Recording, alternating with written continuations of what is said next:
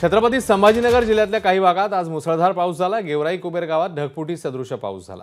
अवघ्या काही वेळात नदीला मोठा पूर आला। पुराचं पाणी अनेकांच्या घरात शिरलं, तर काही घरांना पुराच्या पाण्याचा वेढाही पडला। वाशिमच्या मंगळूरपीर इथे गिंभा आणि मोहरी परिसरात मुसळधार पाऊस झाला। पावसामुळे नदी नाले तुडुंब भरून वाहू लागले। गिंभा गावात अनेकांच्या घरात पाणी शिरलं, त्यामुळे संसार उपयोगी वस्तूंचं मोठं नुकसान झालं। तर घरात ठेवलेलं बियाणं आणि खतही भिजून गेल्यामुळे शेतकरी संकटात सापडले। शेतातही पाणी साचल्यानं पिकांचं मात्र मोठं नुकसान झालं।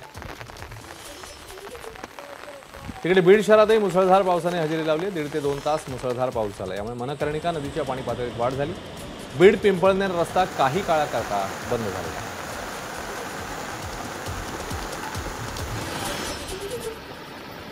सोलापूर जिल्ह्यात सलग 11 दिवसांपासून पावसाची दमदार बॅटिंग सुरू आहे। 4 ते 13 जून दरम्यान सोलापूर जिल्ह्यात 180 मिलीमीटर पाऊस झाला।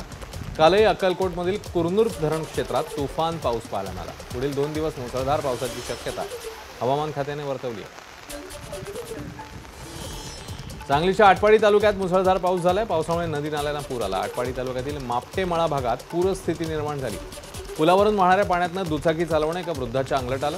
पाण्याच्या प्रचंड प्रवाहामुळे वृद्ध व्यक्ती दुचाकीसह ओढ्याच्या प्रवाहात गेला, मात्र स्थानिकांनी प्रसंगावधान दाखवल्यामुळे तो थोडक्यात बचावला। तिकडे सांगलीच्या तासगाव तालुक्यातील पूर्व भागात ढगफुटी सदृश पाऊस झालाय। बस्तवडे, खुसगाव, सावळज, वायफळे, वाघापूर, वज्रचौंडे, मणेराजुरीसह परिसरातील ओढे आणि नाल्यांना पूर आल्या।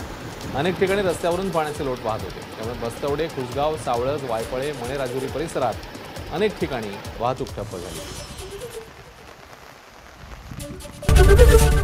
एबीपी माझा, उघडा डोळे बघा नीट।